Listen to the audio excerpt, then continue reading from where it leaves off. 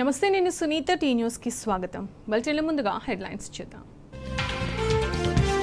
Party office గేట్లు కాదు, ప్రాజెక్టుల గేట్లు ఎత్తండి. నీళ్లు లేక పంటలు ఎండిపోతున్నాయన్న హరీష్ రావు.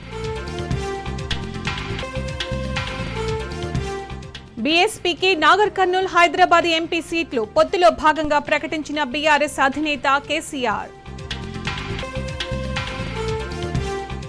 కాంగ్రెస్ అసమర్థ పాలనను ప్రజల్లోకి తీసుకెళ్తాం, ఎంపీ ఎన్నికల్లో విజయ ఢంకా మోగిస్తామన్న నిరంజన్ రెడ్డి.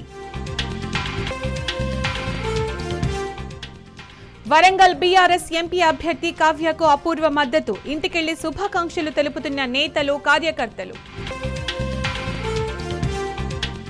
రేపు ఎలక్షన్ కమిషన్ ప్రెస్ మీట్, సార్వత్రిక ఎన్నికల షెడ్యూల్ ప్రకటించనున్న ఈసీ.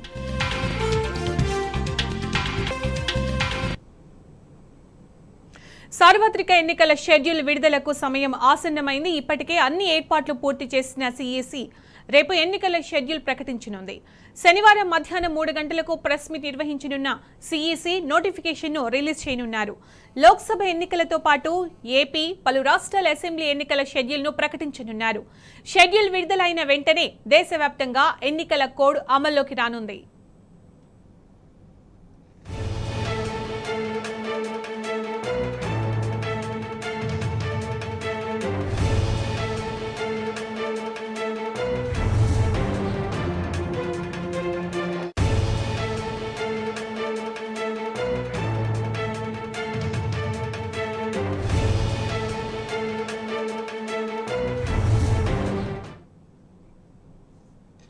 సార్వత్రిక ఎన్నికల షెడ్యూల్ విడుదలకు సమయం ఆసన్నమైంది. ఇప్పటికే అన్ని ఏర్పాట్లు పూర్తి చేసిన సిఈసి రేపు ఎన్నికల షెడ్యూల్ ప్రకటించనుంది.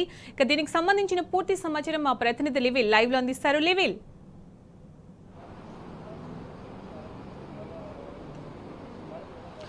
సునీత, 2024 సార్వత్రిక ఎన్నికలకు సర్వం సిద్ధమైందని చెప్పుకోవచ్చు. రేపు మధ్యాహ్నం 3 గంటలకు లోక్సభ ఎన్నికలకు సంబంధించి షెడ్యూల్ విడుదల చేయనుంది ఈసీఐ.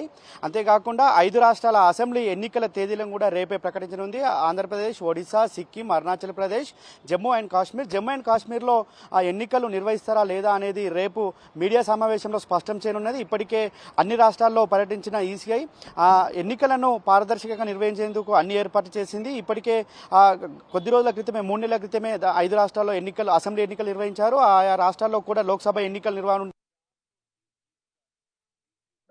ఆయా రాష్ట్రాల్లో సమస్యాత్మక ప్రాంతాల్లో ఇప్పటికే మోహరించారు. అంతేకాకుండా లోక్సభకు సంబంధించి 543 లోక్సభ స్థానాలకు ఈ 2024 ఎన్నికల నిర్వహణకు సంబంధించి రేపు షెడ్యూల్ విడుదల చేసింది. రేపు 3 గంటలకు రాజీవ్ కుమార్ నేతృత్వంలోని ఈసీఐ బృందం రేపు మీడియా సమావేశంలో ఎన్నికలకు సంబంధించిన షెడ్యూల్ విడుదల చేస్తారు. అయితే గత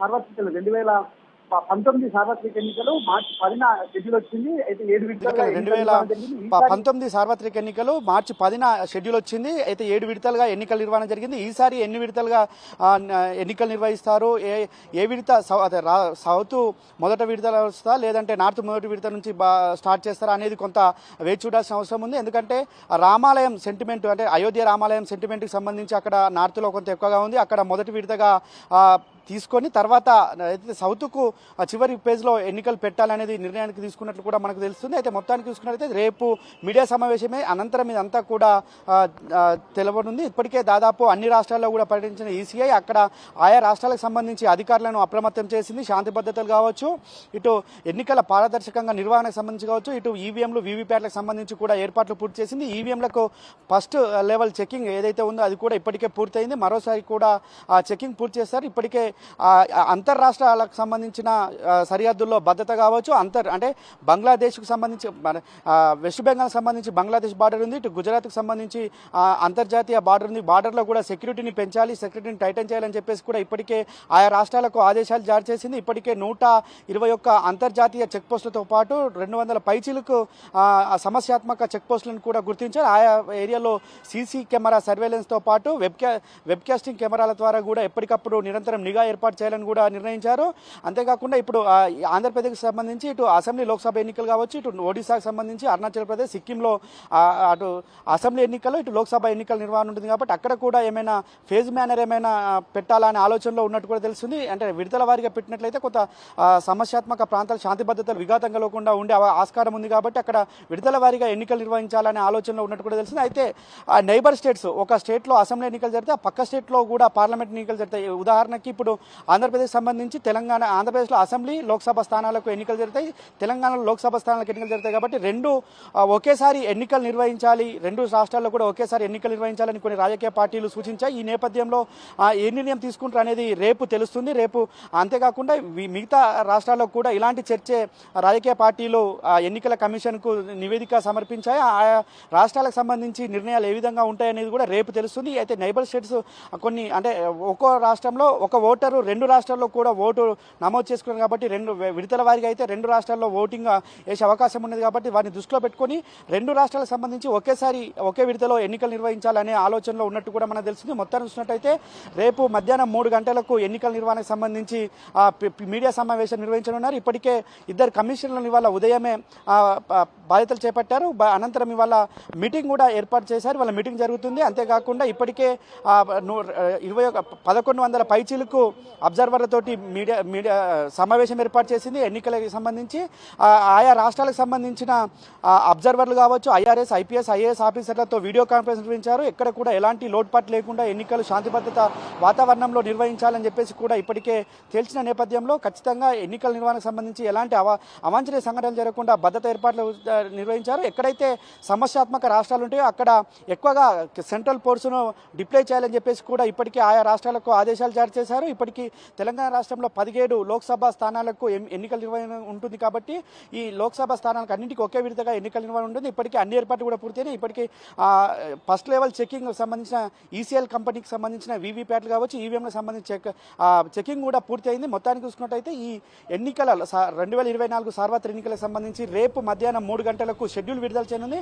ఎన్నికలు ఎప్పుడు ఎన్ని ఫేజ్లలో ఉంటాయనేది మాత్రం రేపు మీడియా సమావేశం అనంతరమే తెలియనున్న Sunitha. Right level. Thanks for updates. Electoral బాండ్ల విషయంలో స్టేట్ బ్యాంక్ ఆఫ్ ఇండియాను కష్టాలు వెంటాడుతున్నాయి. ఈ కేసులో ఎస్బీఐపై మరోసారి ఆగ్రహం వ్యక్తం చేసింది సుప్రీంకోర్టు. ఈసీకి పూర్తి వివరాలు ఇంకా ఎందుకు ఇవ్వలేదని ప్రశ్నించిన ధర్మాసనం బాండ్ నెంబర్లను వెల్లడించాల్సిందేనని నోటీసులు జారీ చేసింది. డోనర్లు, రాజకీయ పార్టీల మధ్య లింకుగా వ్యవహరించే ఎలక్టోరల్ బాండ్ నెంబర్ల వివరాలను పబ్లిష్ చేయాలని తేల్చి చెప్పింది. తదుపరి విచారణను మార్చి 18వ తేదీకి వాయిదా వేసింది.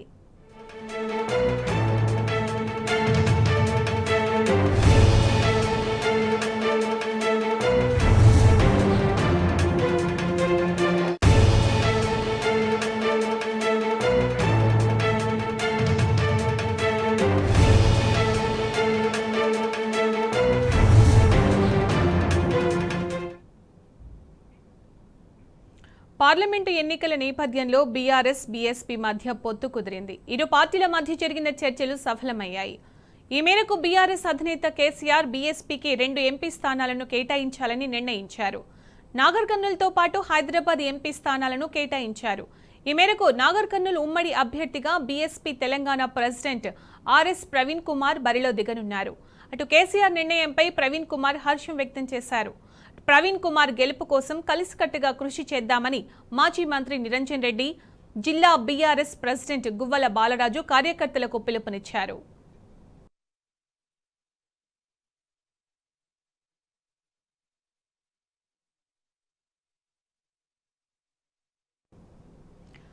పార్లమెంటు ఎన్నికల్లో తమ పార్టీ నాగర్ కర్నూల్, హైదరాబాద్ నియోజకవర్గాల్లో పోటీ చేయబోతున్నట్లు తెలిపారు బీఎస్పీ రాష్ట్ర అధ్యక్షుడు ఆర్ఎస్ ప్రవీణ్ కుమార్.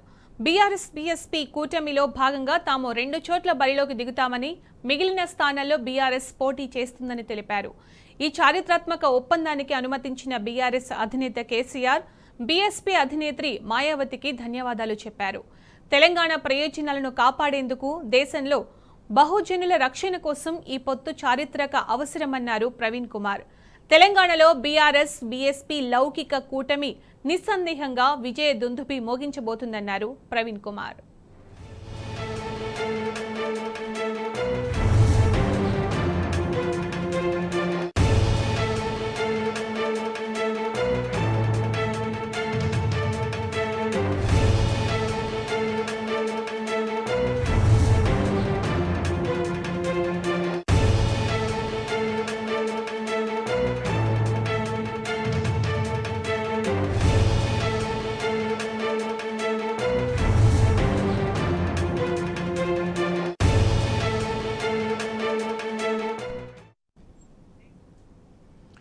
రాష్ట్రంలో సాగునీరు లేక పంటలు ఎండిపోతున్నాయి. ఇప్పటికైనా నీళ్లివ్వాలని వేడుకున్న రైతన్నలపై మంత్రి పొన్నం ప్రభాకర్ రుసరుసలాడారు.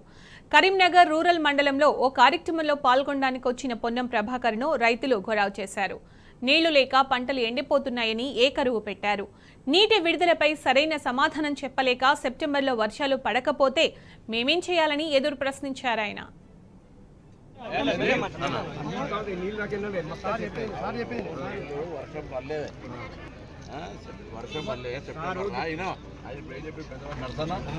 చెప్పగానే నేను మాట్లాడతా చెప్తున్నా. ఇప్పుడు అట్లా నేనేమంటున్నా అంటే నీళ్ళు ఎవ్వడు ఏ రాజకీయ రంగుడు ఏ పార్టీ రాబడు నీళ్ళు ఇవ్వద్దని ఏ విధవ అన్నాడు. ఇదే మాట అంటారా ఎవడన్నా?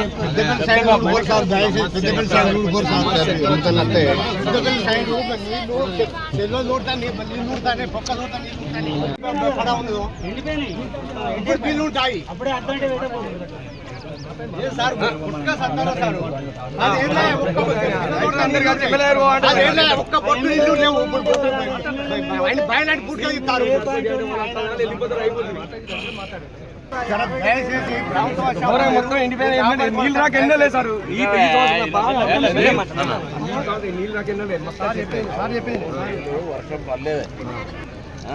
వర్షం పడలేదు చెప్పినా అది చెప్పి పెద్దవాడు నడుస్తానా చెప్పగానే నేను మాట్లాడతా చెప్తున్నా.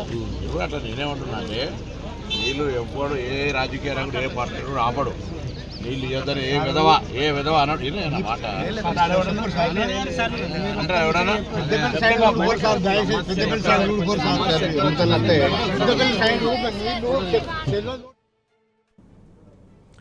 కళ్ల ముందే పంటలు ఎండిపోతూ సాగర్ ఆయకట్టు రైతాంగం తల్లడిల్లిపోతుంటే ప్రభుత్వానికి కనీసం పట్టించుకోవడం లేదు.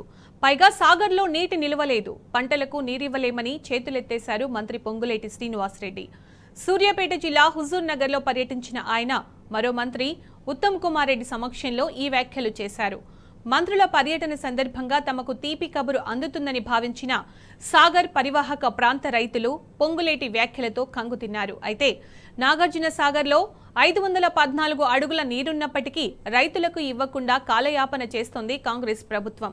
2015లో సాగర్లో 508 అడుగులు ఉన్న టైంలో కూడా రైతుల కోసం నీటిని విడుదల చేసింది నాటి బీఆర్ఎస్ సర్కార్. ఈ కృష్ణా పరివాహక ప్రాంతంలోని నాగార్జున సాగర్ గాని శ్రీశైలం ప్రాజెక్టు కానీ నీరు సరిగా రాలా. నీరు లేక ఈ కృష్ణా పరివాహక ప్రాంతంలో ఉండే రైతులకు కూడా నీళ్ళు ఇవ్వలేకపోయింది ఈ ప్రభుత్వం.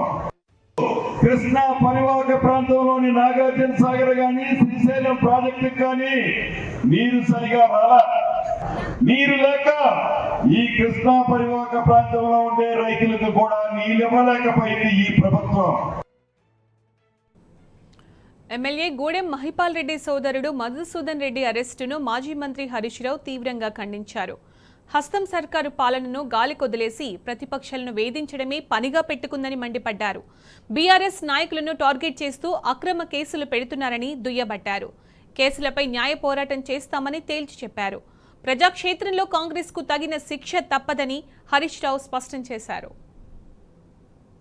సతాయిస్తాం, ఇంకా చాలా కేసులు పెడతాం, బిడ్డ నువ్వు వస్తావా రావా అన్నటువంటి రీతిలో ఇవాళ కాంగ్రెస్ పార్టీ వ్యవహారం ఉంది. ఇది మంచి పద్ధతి కాదు. ఇటువంటి విధానాన్ని మానుకోవాలి. మీరు ప్రజలకు సేవ చేయడానికి అవకాశం ఇచ్చింది, కానీ ఇవాళ మీరు ప్రతిపక్షాలను లేకుండా చేస్తాం, ప్రజాస్వామ్యాన్ని కూనీ చేస్తాం, ప్రతిపక్షాలను వేధింపులకు గురి చేస్తాం, మీరు మేము చెప్పినట్టు మా పార్టీలోకి రావాల్సిందే అనేటువంటి విధానాన్ని మానుకోవాలి. మైన్స్ ఇన్స్పెక్షన్ చేసినప్పుడు ఆర్డీఓ గారి వీడియో ఉంది. ఆయన మైన్ మీద ప్రెస్ మీట్లో మాట్లాడిండు. ఏం మాట్లాడిండు? మంత్రి గారి ఆదేశం మేరకు వచ్చి నేను మైన్స్ ఇన్స్పెక్ట్ చేస్తున్నా అని స్వయంగా ఆర్డీఓ గారే చెప్పిండు. అంటే మీరు టార్గెటెడ్గా చేస్తున్నారు. ఇవాళ పటాన్ చెరువు ప్రాంతంలో 20-30 మైన్లు లీజ్ అయిపోయినా అవి నడిస్తే వాటి మీద యాక్షన్ ఉండదు, వాటి మీద చర్యలు ఉండవు. కానీ ఏ తప్పు లేకుండా నువ్వు బీఆర్ఎస్ పార్టీ కదా నీ మీద కేసు పెడతాం. ఇది ఏంది ఉద్దేశం? మీది ప్రతిపక్షాలను లొంగ తీసుకోవడం, ప్రతిపక్షాల మీద బురద జల్లడం, ప్రతిపక్షాలను పార్టీలో చేర్చుకోవడం కోసం ఒక పథకం ప్రకారంగా వాళ్ళు ఈ ప్రయత్నం చేస్తూ ఉన్నారు. మరి ఇలా అనేక క్వారీలు లీజ్ అయిపోయినాయి, వాటిని ఎక్కడ టార్గెట్ చేస్తారు? అవన్నీ కూడా నడుస్తూ ఉన్నాయి. కాంగ్రెస్ పార్టీ నాయకులే నడుస్తూ ఉంటాయి, దాని మీద ఏం చేయరు. ఇక్కడ ఏ తప్పు లేకపోయినా, అన్ని అనుమతులున్నా ఏదో ఒక నెపం పెట్టి ఏదో ఒక తప్పును చిన్నది కూడా వెతికి వరుసగా కేసు మీద కేసు, ఇప్పటికి మూడో కేసు ఇది 3 ఎఫ్ఐఆర్లు నమోదు చేసింది ఇప్పటికి. అంటే ఒక కేసు తర్వాత ఒకటి పెడుతూ వేధించేటువంటి ప్రయత్నానికి ఇవాళ కాంగ్రెస్ పార్టీ ప్రయత్నం చేస్తాం. ప్రజా సమస్యలు గాలికి వదిలేసిండ్రు, ప్రజా సమస్యలు పట్టించుకోవడం లేదు. ప్రజలకు ఇవాళ పంటలు ఎండిపోతా ఉన్నాయి రాష్ట్రంలో, దాని గురించి మీకు పట్టించుకునే టైం లేదు. ఇవాళ తాగునీరు రావడం లేదు, ఆసుపత్రుల్లో సేవలు ఇబ్బందికరమైపోయింది. ఇవాళ ప్రజలు అనేక సమస్యలు ఎదుర్కొంటూ ఉన్నారు. మీరు ఇచ్చిన హామీలు 100 రోజులైంది, ఇవాళకి హామీలు ఎక్కడ అమలు కాలేదు. మరి ఇంకొక వైపు ఏమో మీరు ఎంతసేపు ప్రతిపక్షాలను వేధించడము, ప్రతిపక్షాలను ఇబ్బంది పెట్టడము, అక్రమ కేసులు పెట్టడము, లీకుల మీద లీకులు ఇచ్చుడు, అన్ని కథనాలు రాయించడము, బురద జల్లే ప్రయత్నం చేస్తూ ఉన్నారు. అసత్యాలు ప్రచారం చేస్తున్నారు, గోబల్స్ ప్రచారం చేస్తున్నారు, దుష్ప్రచారం చేస్తూ ఉన్నారు.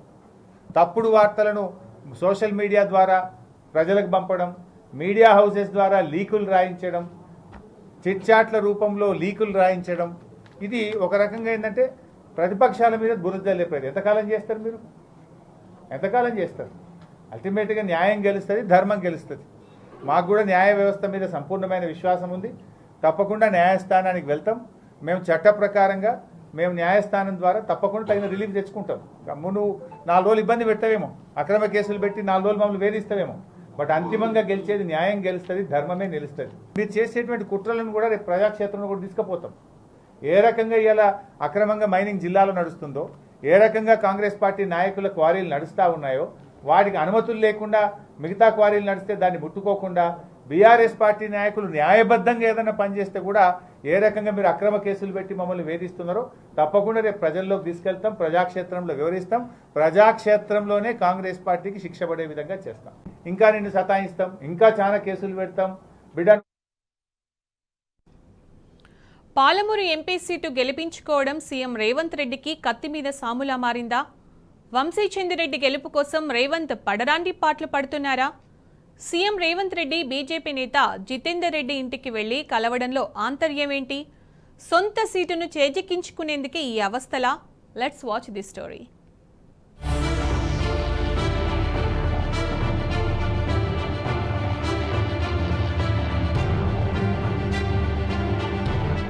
CM Revanth Reddy Mahabubnagar parliament నియోజకవర్గంపై ప్రత్యేక దృష్టి పెట్టారు. తన సొంత జిల్లా నియోజకవర్గం కావడంతో ఎలాగైనా ఆ సీటును దక్కించుకునేందుకు పాటలు పడుతున్నారు. అందులోనూ తన నియోజకవర్గం కొడంగల్ కూడా పాలమూరు పరిధిలో ఉండటంతో ఇప్పుడు ఈ ఎన్నిక ఆయనకు ఒక స్పెషల్ టాస్క్ గా మారింది. దీన్ని దృష్టిలో ఉంచుకునే చాలా ముందుగానే సిడబ్ల్యూసి సభ్యుడు మాజీ ఎమ్మెల్యే వంశీచంద్రెడ్డి పేరును ప్రకటించారు సీఎం రేవంత్ రెడ్డి. పార్లమెంటు ఎన్నికల ప్రచారాన్ని కూడా అక్కడి నుంచే ప్రారంభించారు. కొడంగల్ తో పాటు మహబూబ్ నగర్ టౌన్ లోను బహిరంగ సభ నిర్వహించి ఓట్లను అభ్యర్థించారు. అయితే మహబూబ్ నగర్ లో లోక్సభ సీటు గెలిపించుకోవడం ఒక ఎత్తు అయితే కొడంగల్లో ఓట్లు చీలకుండా చూడటం రేవంత్ కు మరో సవాల్గా మారింది.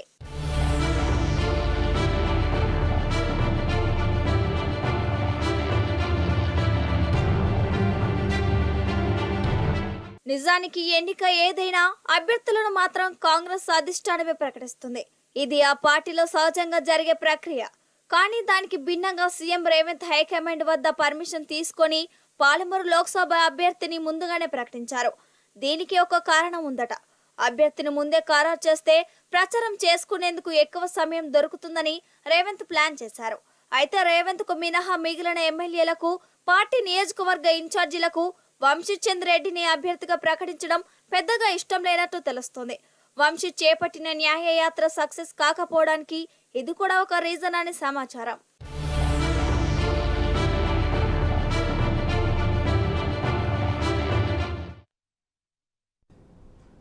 ఇవి బులెటిన్ విశేషాలు. నమస్తే.